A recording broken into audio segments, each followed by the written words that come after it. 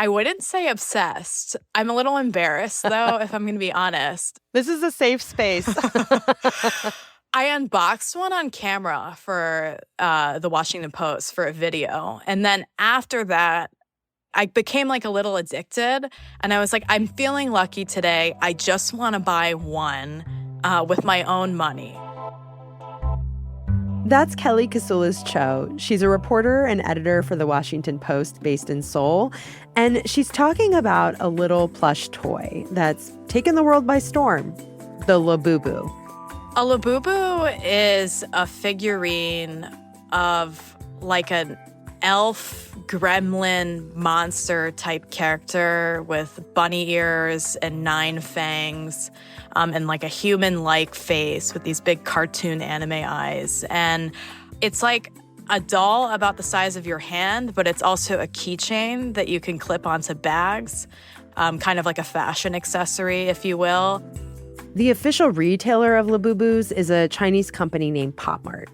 The dolls go for about $30 a piece, and they come in a variety of colors. There are also some limited edition ones called secret rares, and those are coveted. But you don't get to just buy the Labubu you want. The process is sort of like gambling.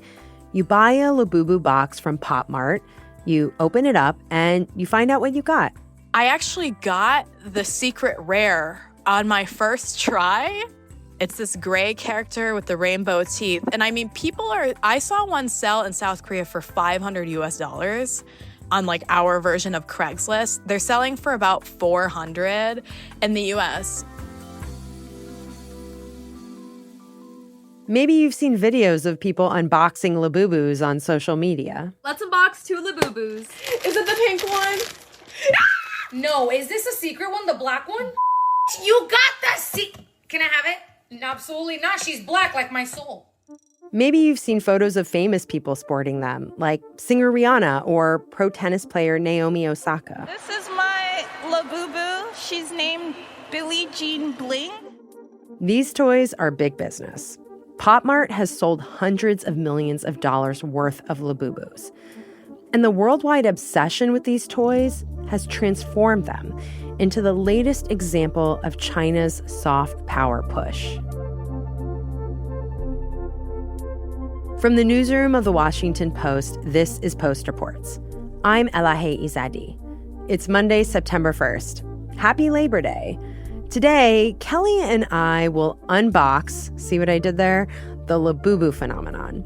We'll talk about why these ugly, cute little monsters are so popular, what they tell us about global economics, and the irony of China cracking down on its counterfeit cousin, called the Lafufu.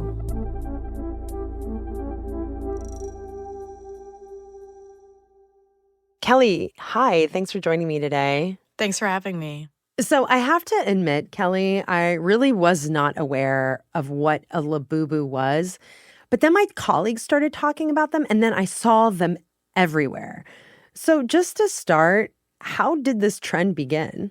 It's part of this kind of blind box phenomenon where people are buying figurines and opening up these boxes and they're not sure what color or what design in a certain collection that they're going to get. It started as a weird kind of collectible that you keep on your desk actually 10 years ago. Oh, wow. And it really rose to fame when Lisa, who's the singer from the K-pop group Blackpink, kind of raved to the public about them. And then you started seeing Rihanna and Dua Lipa clipping them onto their bags, and it just soared from there. And where does it originate from? Like, is it part of a story or a movie? There's an artist named Ka Sing Lung, and he's from Hong Kong originally, but he actually grew up for many years in the Netherlands. And he said in previous interviews that he came up with the Labubu character in the Monster series based on old European folklore that he was forced to read as a child because he had to learn Dutch. And so these Nordic tales kind of inspired the character, and he started illustrating them in little comic strips and graphic novels.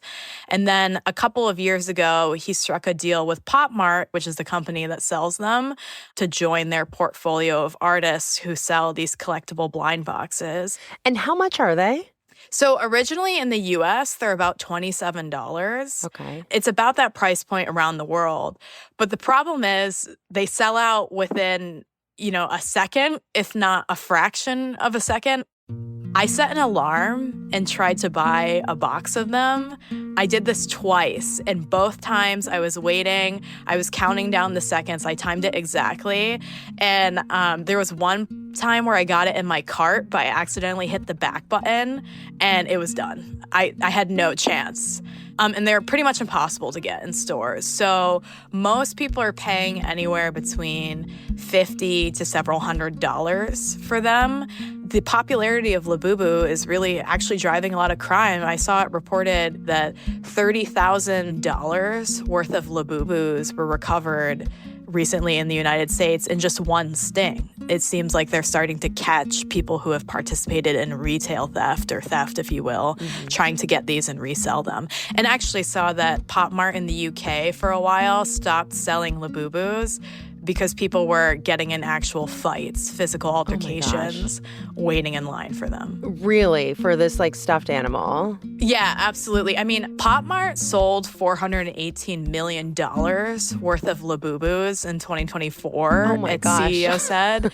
Yeah, and its overseas revenue actually surged 375% year on year.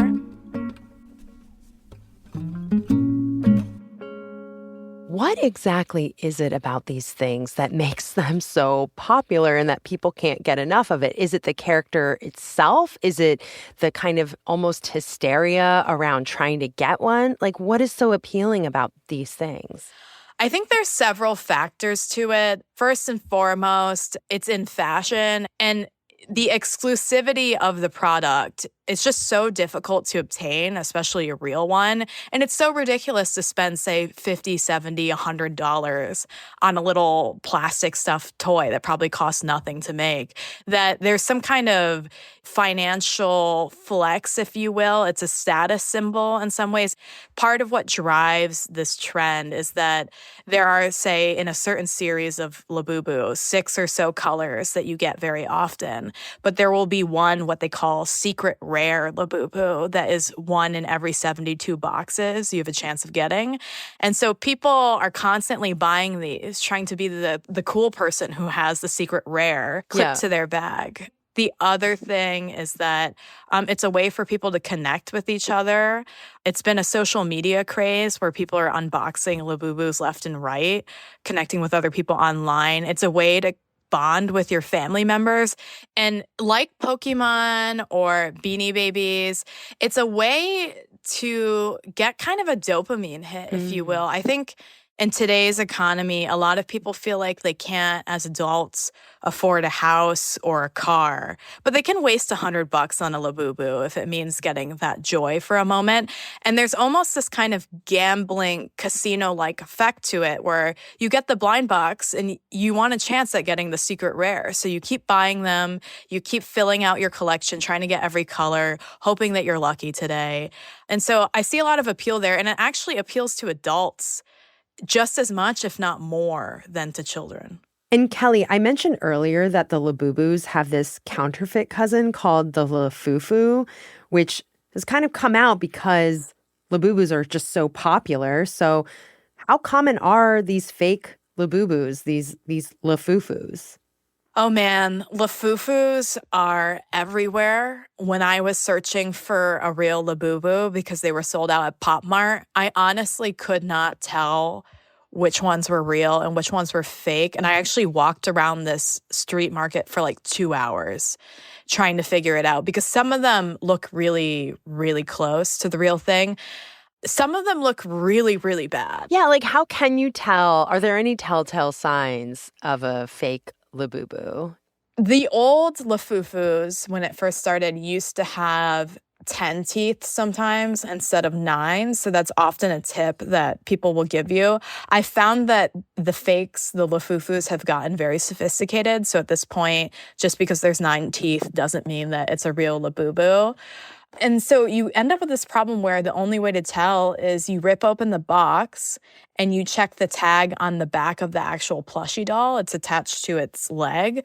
But at that point, you've already spent your money. Yeah. The other thing is, and you can't do this until you buy it, but the QR code on the back of the box is like a scratch ticket. So you have to take a coin and scratch the back of it, and it will reveal a serial number, and that's how you can authenticate it. But again, you can't really do any of this until you buy the product already. Yeah, and it sounds like it's hard to say how many fakes there are out there. I mean, we know that Chinese authorities have taken in at least 49,000 at various customs and border points in the last couple of weeks. That's actually a fairly old statistic. New ones haven't come out, so I'm assuming it's a lot more than that. In my own kind of weird investigation into this, I found plenty of Labubus being sold on AliExpress. And I think people are purposely buying them and putting them in their retail stores. So I'm guessing that at this point, there's probably hundreds of thousands of them. And there's actually a market demand for ones that are fake. Another offshoot of this is that we see people trying to almost one-up each other on who has the ugliest or the most mangled Lafufu. Oh, wow. After the break, China's crackdown on counterfeits and how China is using the Labubu to bolster its cultural cachet abroad. We'll be right back.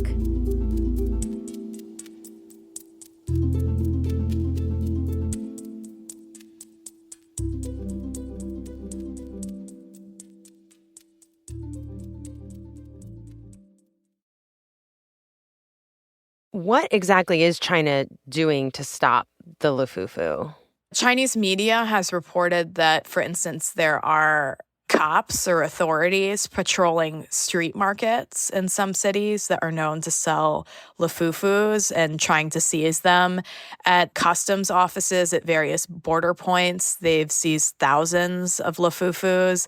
In its crackdown on Lafufus, China's state broadcaster actually gave people guidelines on how to tell what is real and what is fake when they're trying to buy a Labubu. And so what we see with Pop Mart is that the Chinese authorities, even though they're famous for not protecting IP belonging to other countries, so in China, you can get fake Chanel bags and Louis Vuitton bags galore, but they really seem to be cracking down on Lafufus or fake Labubus before Labubus no longer become a status symbol or something that's difficult to obtain. Because as we've seen, if things get counterfeited left and right and anybody and their mother can get them, they stop being cool. Right. Well, and also I have to underscore the irony of China cracking down on a counterfeit Labubu when, as you alluded to, there are plenty of American companies and other companies that, you know, their counterfeit and fake versions of their products are manufactured in China. And it seems like the government there just turns a blind eye to it and they have no recourse.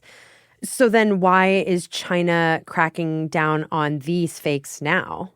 China, I think, really sees Pop Mart's rise to fame, and particularly through Labubu, which has really skyrocketed the company's sales globally, as a form of soft power, if you will, kind of a charm offense, especially in the West and certainly in the East. I mean, the Labubu craze has taken over the entire planet at this point.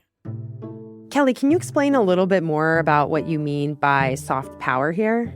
I think China recently has shown that it really embraces opportunities when it arises to improve its reputation abroad, particularly in the West. And so we saw this a little bit when Trump was ratcheting up tariffs, or at least threatening to do so. You started seeing a lot of social media posts flooding my feeds that Chinese companies, or maybe in some way China, they've really made an effort to change the reputation of products manufactured in China.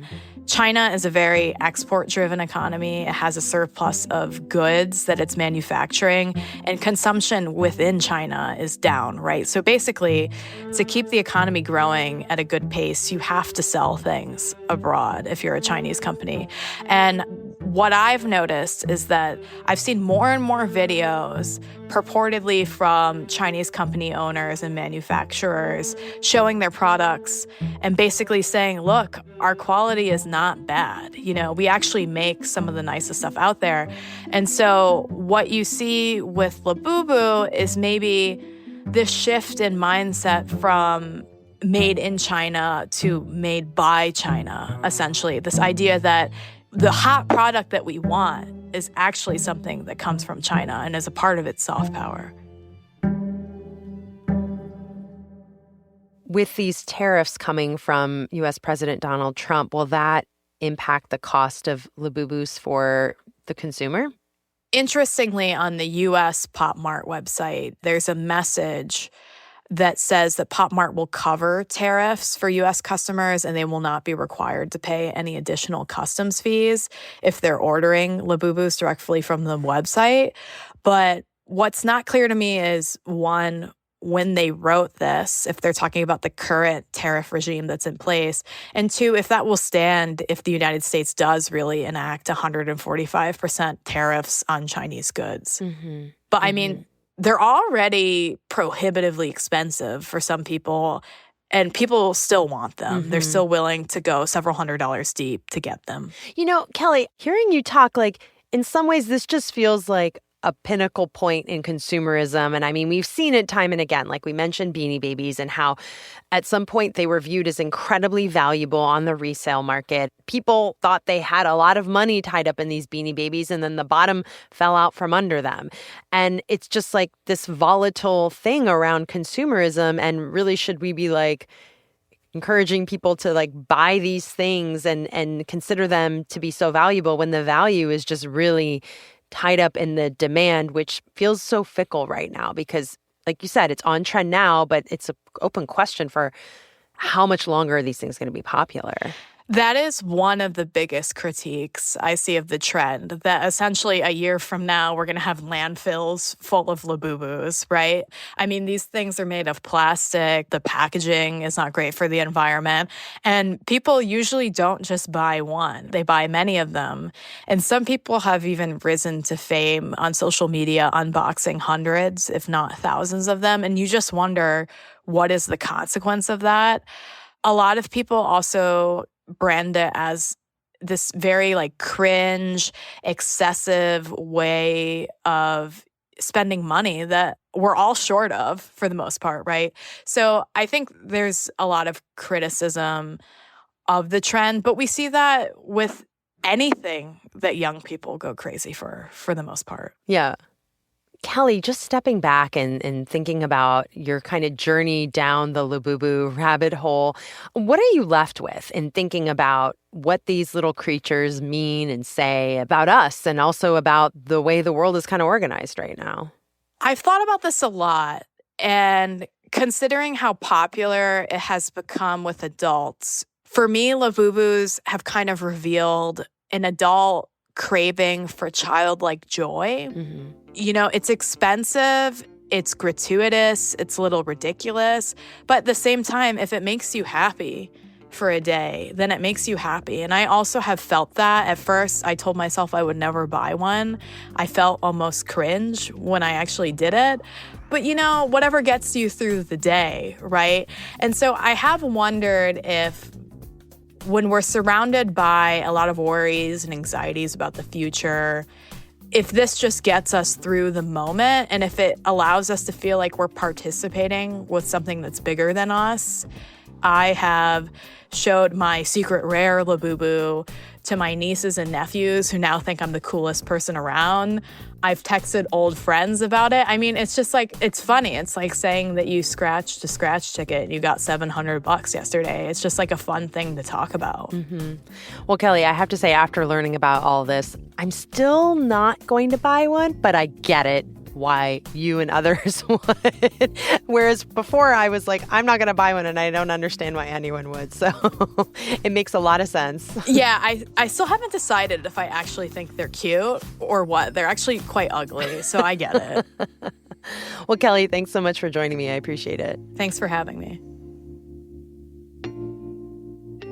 Kelly Kasulis-Cho is a reporter and editor based in Seoul. After I had my conversation with Kelly, the U.S. Consumer Product Safety Commission put out a warning about Labubu knockoffs. The commission said that the fake Lafufus are a choking hazard because they can break apart easily and release small pieces. They also said they're small enough to fit into a child's mouth and block their airway. The commission urged consumers to stop buying and using the knockoffs, quote, immediately. That's it for Post Reports. Thanks for listening. If you love the show, help other people discover it by leaving a rating on Spotify or a rating and review on Apple Podcasts. We really appreciate it. Today's show was produced by Thomas Liu. It was mixed by Rennie Svirnovsky and edited by Ariel Plotnick. Thanks to Anna Fifield. I'm Elahe Izadi. We'll be back tomorrow with more stories from The Washington Post.